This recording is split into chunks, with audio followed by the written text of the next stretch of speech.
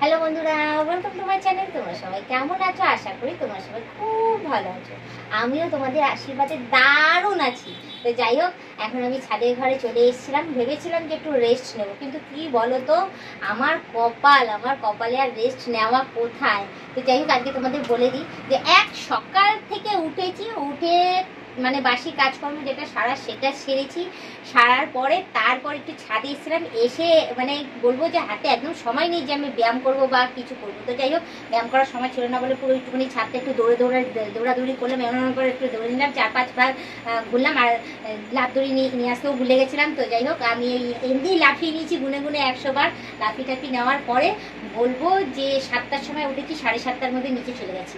7:30টার সময় নিচে গিয়ে মানে ভাত, ডাল, আলু সেদ্ধ, ডিম সেদ্ধ আর এগুলো করে রেডি করে রেখেছি। মামামের টিফিনও রেডি ফেডি সমস্ত কিছু করছি, নিজেদেরও টিফিন রেডি ফেডি করে তারপর সমস্ত গোছ গাছ করে সারা দিনে জল ভরা, আবার বাসন মাজা, আবার ঘর পোছা, আবার বিছানা গোছানো সমস্ত কমপ্লিট করেছি। এত হাঁপিয়ে গেছি না, বিশ্বাস করো, আমি আর পারছিলাম না। তো ভেবেছিলাম যে নিচেই আমি থাকবো, নিচের ঘরে থেকে একটু রেস্ট নেব, একটু স্ট্যান্ড ফ্যানের হাওয়া খাবো, কিন্তু নিচে থাকলেই সেই কাজ বেরোবেই, সেই কাজ আমাকে করতেই হবে, চোখে আর দেখা যাবে না। তো আমি ভাবলাম যে তার চেয়ে বরঞ্চ নিচ থেকে আমি একটু ছাদের ঘরে চলে আসি।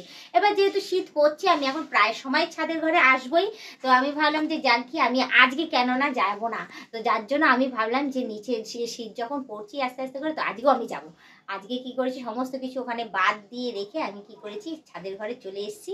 এসে আমি একটুখানি হাওয়া খাচ্ছিলাম স্ট্যান্ড ফ্যানে। তো এখনই কারেন্টটা চলে গেল, কিছু করার নেই। বললাম না, ওই যে কপাল রেস্ট নিতে দেবে না, ভগবানও চাইছে তুই শুধু খেটেই যা খেটেই যা আর খেটেই যা। তো যাই হোক, কারেন্ট চলে গেছে। আমি এখন ছাদের ঘরে আপাতত রেস্ট নেবো, রেস্ট নিয়ে তারপর কিছু কাজ আছে সেগুলো করব। দেখতেই পাচ্ছ, দেখো ছাদের ঘরে এসে ওই দেখো এতগুলো জামা। আমি রোজ এই জামাগুলোকে আসি, বললাম না শীত পড়েছে যেহেতু আমি প্রায় সময় এখন ছাদের ঘরে আসবো, রোজ আসি জামা কাপড়গুলো এসে আমি ভাঁজ করে রেখে দিয়ে যাই। তারপরে আবার তারপরের দিন যখন আসি তখনই দেখি জামা কাপড়গুলো এরকম লন্ড বন্ড আলি ঝালি করে রেখে দেয়। কে করে আমি জানি না, বাট ছাদের ঘরে তো আমরা সেরকম কেউই আসি না খুব একটা, এলে হয়তো শুধু আমি আসি। এবার আমার তো মাথাটা নিশ্চয়ই হয়নি, ঢিলা হয়ে যায়নি যে আমি রোজ আসবো, নিজের জামা কাপড় নিজেই আমি কাজ বানানোর জন্য আলিঝালি করে দিয়ে যাবো, মানে এলোমেলো করে দিয়ে যাব। তো যাই হোক, আজকে আমার দেখে আমার সত্যিই আমি একটুখানি রেগে রয়েছি। এমনিতেও রাগি না, সহজে রেখেছো, আমার মুড সবসময় হাসি খুশি থাকে, যতই কষ্ট হোক না কেন। আমি শত কষ্টের মধ্যে, শত শরীর খারাপ থাকলে আমি আমার কাজটা ঠিক করেই যাই। তো চলো, আমি এখন রেস্ট নেওয়ার আগে, কারণ আমি এখানটাতে টান টান হয়ে আমি এখন ঘুমাবো, তার আগে আমাকে এটা গোছাতে হবে। এটা না গোছালে আমি এখন টান টান হয়ে শুতে পারবো না, রেস্টও নিতে পারবো না। আর তার মধ্যে যদি ফ্যান মানে কারেন্ট যদি চলে আসে তাহলে তো কোনো ব্যাপারই না, তাহলে বেশ ভাষণায় সোহাগা বলতে পারো। তাহলে ফ্যানটা চালিয়ে একটুখানি রেস্ট নিয়ে তারপর নিচের ঘরে যাব, কারণ এখনো পর্যন্ত আমার স্নান হয়নি। বাথরুম পুরো রিজার্ভ রয়েছে, বাথরুমও ফাঁকা হবে, আমি নিশ্চিন্তে বেশি পরিমাণ ঠান্ডা ঠান্ডা জল দিয়ে তখন গিয়ে স্নান করবো। এখন আপাতত আমি একটু গোছগাছ করে নিই। তো চলো, আমি এগুলোকে এই সাইডে নিয়ে আসি, এই সাইডে নিয়ে এসে বসি, কারণ ওই কর্নারে ঢুকে এই গরমের মধ্যে এখন আমি ভাঁজ করতে পারবো না। আর আজকে দেখো, এই একটু আগেই বলছিলাম শীত পড়ছে শীত পড়ছে শীত পড়ছে। তো যাই হোক, এই দেখো আমার সেই পুরোনো ব্লাউজটাই, দেখেছো? এই দেখো, সেই তোমরা বলছো বৌদি ব্লাউজ চেঞ্জ করছো না কেন, এই একই ব্লাউজ কি কতবার পরবে। এই দেখো, এই ব্লাউজটাই নিয়ে এসে এখানটা রেখেছিলাম, আর তো পরছি না। তো এই চুড়িদারটাও আর পরি না, এই চুড়িদারটা রং চটে গিয়ে ছিঁড়ে ছাড়ে একেকার হয়ে গেছে। সেই যে ব্লাউজ, সেই ব্লাউজগুলো আর গায়ে আমার হয় না। তোমাদের আমি দেখিয়ে দিই, তোমরা সবসময় বলো একটা ব্লাউজ পরো কেন। আমার সত্যি কথা বলতে কি বলো তো, আমার কিনতে যাওয়ার সময় একদম নেই। হ্যাঁ, তোমাদেরকে আমি একটা রিকোয়েস্ট করবো, তোমরা যদি পারো আমাকে গিফট করতে পারো একটা করে ব্লাউজ, ঠিক আছে? আমার ব্লাউজের সত্যি খুব দরকার, আমি কিনতে যেতে একদম পাচ্ছি না। আমার একদম সময় নেই যে আমি বাজারে গিয়ে না একটা ব্লাউজ কিনবো। এমন না যে ব্লাউজ কেনার টাকা নেই বা কিছু, বললেই তোমার দাদা কিনে এনে দেবে, কিন্তু ওই যে সঙ্গে আমাকে যেতে হবে, আমাকে গিয়ে তারপর কিনতে হবে। ও একা ব্লাউজ কিনতে যেতে পারবে না, ভীষণ লজ্জা পায়, একটু লাজুক ধরনের রয়েছে। তোমরা অনেকবারই দেখেছো একটু সিরিয়াস থাকে, ও সব কেউ সবের মধ্যে থাকে না। তো তোমরা যারা যারা আমাকে ভালোবাসো তো অতি অবশ্যই বলবো, তোমরা অনেকে অনেক গিফট দিতে চাও, তো প্লিজ আমাকে একটা করে ব্লাউজ গিফট করে দিও, ঠিক আছে? আমার সাইজ আমি বলে দেবো তোমাদের, ঠিক আছে?